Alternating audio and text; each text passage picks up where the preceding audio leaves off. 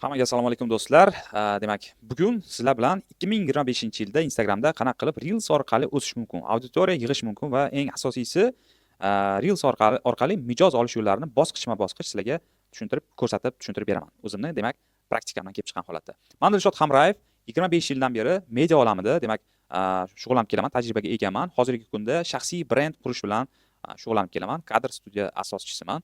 Demak, bugun sizlar bilan Instagramni kuchi, qudrati, shaxsiy brend sizga nimalar beradi, kontent orqali, shaxsiy brend orqali qanaqa qilib o'zingizni tanitish, qanaqa qilib daromadingizni, brendingizni mashhur qilish mumkin, shular haqida demak ko'rib chiqamiz.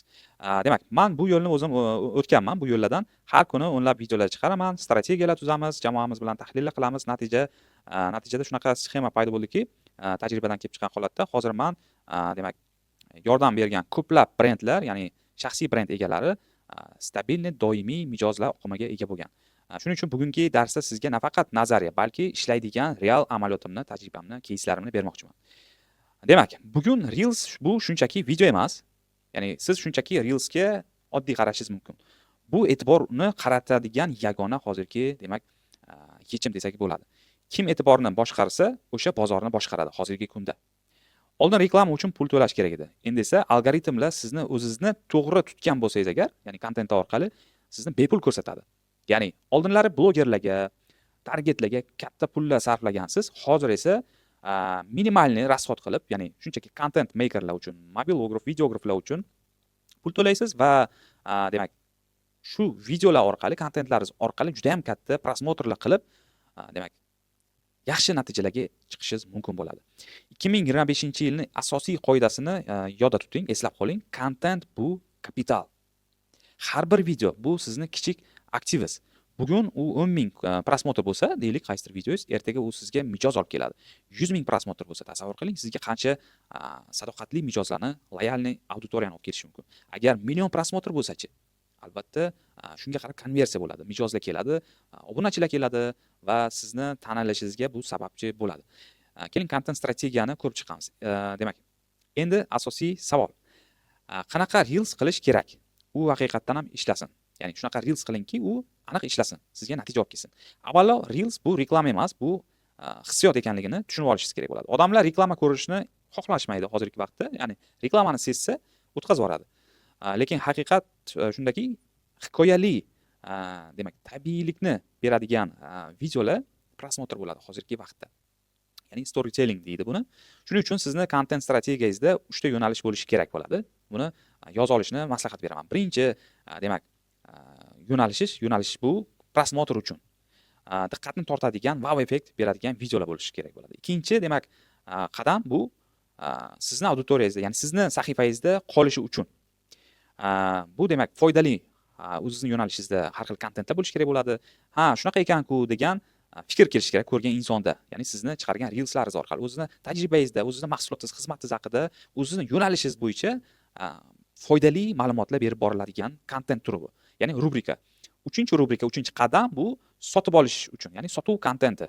Bu ishonch beradi odamlarga sizni brendingiz haqida, mahsulotingiz, xizmatingiz haqida ishonch va harakatga uyg'otadigan reelslar bo'lishi kerak bo'ladi. Mana shu 3 ta demak qadam orqali siz demak strategiya tuzib reels chiqarib borishingiz kerak bo'ladi. Ko'pchilik faqat foydali video qiladi shunchaki, lekin emotsiya yo'q, trigger yo'q. Ya'ni muammoni ko'rsatmaydi, unga yechim bermaydi. Natijada o'sish to'xtaydi. Shunchaki sizga har 3 qatlam kerak bo'ladi. Mana shu yuqoridagi hozirgi sanab o'tgan demak 3 ta qadam. Demak, keling Reels sxemasini ko'rib chiqamiz. Endi eng muhim joy Reels sxemasi bu har bir video quyidagi demak mana shu 5 ta qadamdan iborat bo'lishi kerak sizda. Birinchisi, demak, kontentni ketma-ketligi, ya'ni sxemasini ko'radigan bo'lsak, birinchi qadam bu hook. Ya'ni birinchi 2-3 sekundda siz e'tiborni tortishingiz kerak bo'ladi. Misol uchun, siz hech qachon jarrohni birinchi operatsiyasiga kirarmidingiz degan qanaqadir hook bilan boshlashingiz mumkin agar siz shifokor bo'lsangiz, misol uchun. Demak, bu kutilmagan qanaqadir emotsiya uyg'otadi insonlarda, ushlab qolishga sababchi bo'ladi. Shuning uchun tomoshabin to'xtab qoladi. Ya'ni hech kim xohlamaydi birinchi marta operatsiya qiladigan jarrohga o'zini topshirishga, to'g'rimi? Siz ham o'zingizni bunaqa jarrohga, shifokorga topshirmagan bo'lardingiz. Demak, hook shunaqa bo'lishi kerakki, videoni umumiy o'sha go'shtli joyini birinchi boshida 3 sekundda aytib insonlarni ushlab qolishingiz kerak bo'ladi. Bu asosiy birinchi demak qadam. Ikkinchi qadamimiz bu kontekst. Ya'ni umumiy kontentingiz nima haqida gap ketganini tushuntiring. Instagramda ham shunaqa, misol uchun, ko'pchilik birinchi videosi bilan portlatmoqchi bo'ladi, lekin tayyor emas. Ya'ni siz demak ikkinchi qadamimizda umumiy o'sha Reels'izda, kontentingizda nima haqida gapirmoqchi ekanligingizni, nima bermoqchisiz, uni qiymati haqida, demak qiymat emas, umuman ma'nosi haqida siz o'sha berishingiz tushuntiriladigan oddiy tilda gapirishingiz kerak bo'ladi. Bu kontekst deyiladi. Uchinchi demak qadamimiz bu qiymat. Ya'ni ko'rgan insonga doim qiymat berish kerak bo'ladi. Demak sizni videongizni, huquqingizni ko'rdi, ushlanib qoldi, qiziqdi, eshitishni boshladi va qiymat olishini his qilish kerak. Videoni oxirigacha ko'rsa agar. Qiymat har xil bo'lishi mumkin. Nimadir demak foydali maslahat berishingiz mumkin, tajribangiz bilan bo'lishingiz mumkin yoki amaliy qanaqadir natija beradigan case berishingiz mumkin, o'rgatishingiz mumkin bo'ladi. Demak, birinchi Reels'da 3 soniya hamma narsani, demak, ya'ni hamma narsa emas, ko'p narsani hal qiladi. 4-chi qadamimiz bu xulosa. Ya'ni xulosa bu qisqa yakun. Demak, algoritmni emas, odamni tushunish kerak. Odamlar nima haqida gap ketganini, ya'ni siz nima demoqchisiz, oxiri yakun bo'lish kerak, ya'ni xulosa bo'lish kerak. Qanaqadir tushunarsiz tugab qolmasligi kerak chiqargan Reelsiz kontentingiz. O'sha qanaqa mavzu haqida gapirgan bo'lsangiz, oxiri xulosa sifatida yakunlanishi kerak. Shunda kontent oxiri yakunlaganini odamlar his qiladi. Demak, 5-chi qadamimiz albatta bo'lishi kerak bo'lgan muhim instrumentlarimizdan biri bu CTA, ya'ni call to action. Ya'ni nimagadir undash. Odamlarni qanaqadir harakatga undash kerak bo'ladi, kichik harakatga undash. Agar siz ham shaxsiy brendingizni Reels orqali kuchaytirmoqchi bo'lsangiz, albatta meni kuzatib boring, obuna bo'ling deyishingiz mumkin. Misol uchun, mana misolimda. Yoki deylik, shunaqa foydali ma'lumotlarni o'tkazib yubormaslik uchun sahifamga obuna bo'ling. Yoki foydali bo'lgan bo'lsa, albatta like bosishni unutmang. Yoki aytishingiz mumkin, mana shunaqangi og'riqi bor, muammosi bor yaqinlaringizga ushbu videoni yuborib qo'ying yoki mana shu videoni saqlab qo'ying, sizga kerak bo'ladi degan ma'noda har xil demak call to actionlar berishingiz kerak bo'ladi. Ya'ni qanaqadir harakatga undashingiz kerak bo'ladi. Yoki like bosishga undashingiz kerak yoki videongizni qanaqadir yaqin insonlarga tarqatishga, yuborishga undashingiz kerak yoki sahifangizga obuna bo'lishga undashingiz kerak bo'ladi. Agar call to action bermasangiz, odamlar ko'radi, yaxshi sizdan maslahat, tajribangizni, amaliy кейslaringizni oladi, foyda bo'ladi. Agar call to action berilmasa oxirida, ya'ni qanaqadir narsaga undamasangiz agar, shunchaki odamlar e'tiborsiz qoldiradi, ya'ni o'tib ketadi shunchaki. Obuna ham kelmaydi, likelar soni ham kam bo'ladi nisbatan va videongiz tarqalib ketmasligiga sabab bo'lishi mumkin.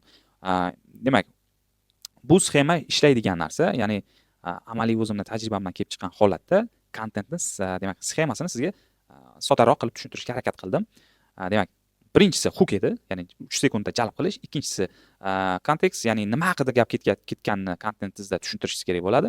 Uchinchisi esa siz demak qiymat berishingiz kerak bo'ladi, ya'ni maslahat, tajriba yoki qanaqadir amaliy o'zini кейslaringizni va 4-chi qadam xulosa qilib, ya'ni nima demoqchisiz bu ishingiz bilan, gapingiz bilan, nima haqida ko'rsatmoqchisiz, nima haqida gapirmoqchi edingiz, shu haqida aytib o'tishingiz kerak bo'ladi va keyingisi 5-chi qadam call to action, ya'ni qanaqadir narsaga undashingiz kerak bo'ladi.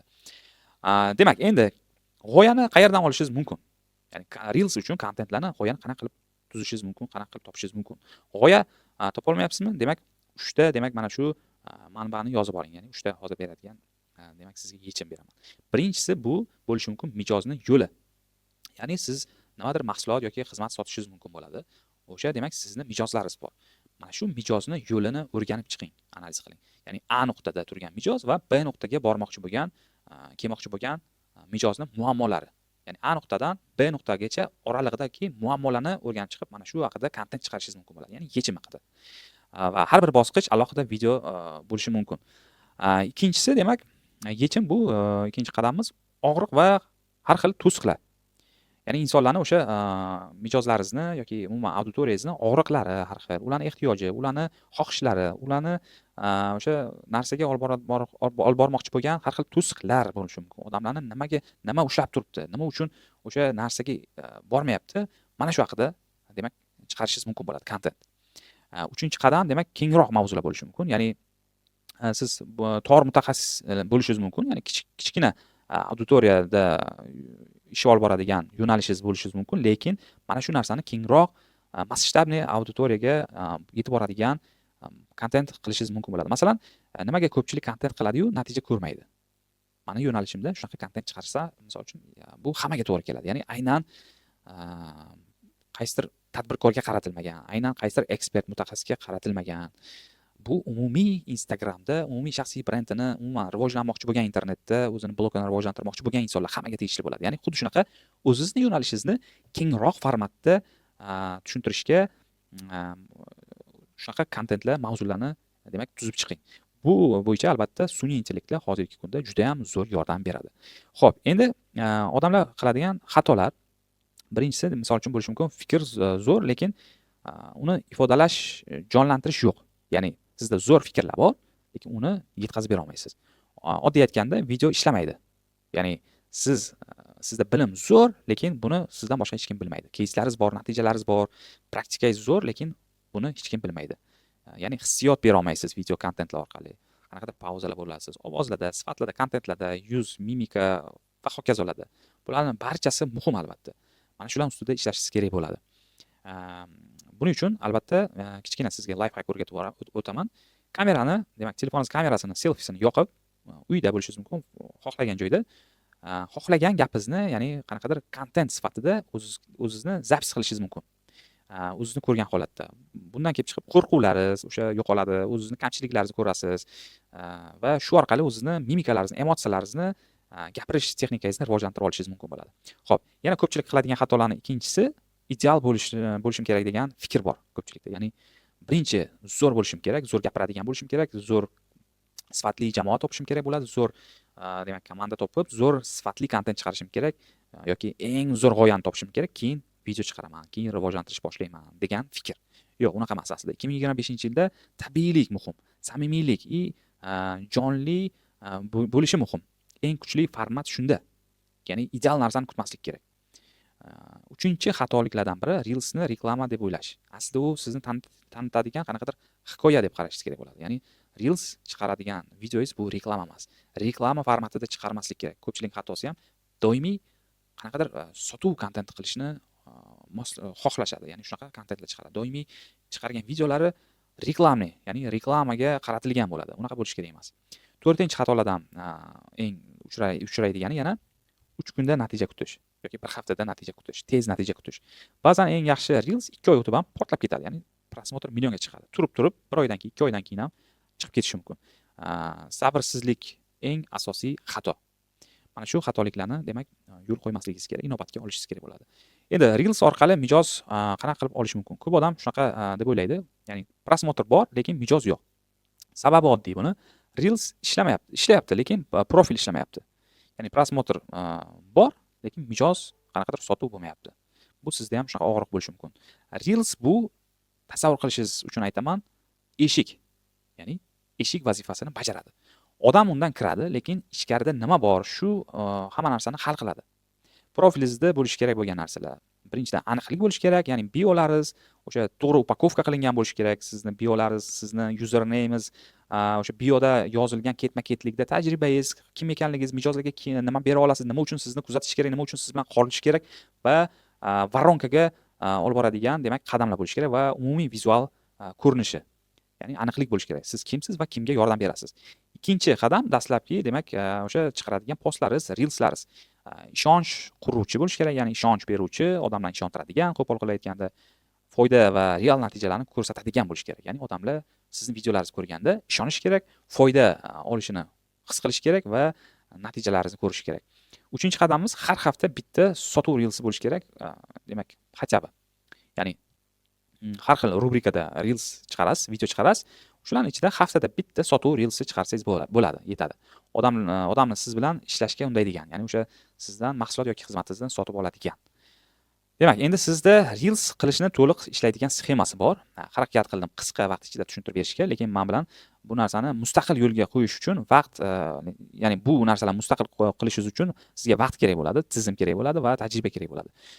Demak, shuning uchun men hozir faqatgina 5 ta insonni demak o'zimga mijoz sifatida qabul qilishim mumkin bo'ladi. Agar ushbu videoni ko'rib, demak, men bilan birgalikda shaxsiy brendingizni rivojlantirishni yo'lga qo'ymoqchi bo'lsangiz agar, ya'ni men bilan birgalikda, men komandam bilan birgalikda sizni shaxsiy brendingizni, Instagramingiz, YouTube va umumiy sizni blogingizni rivojlantirishni xohlasangiz agar 5 ta insonni qabul qilaman hozirgi vaqtda.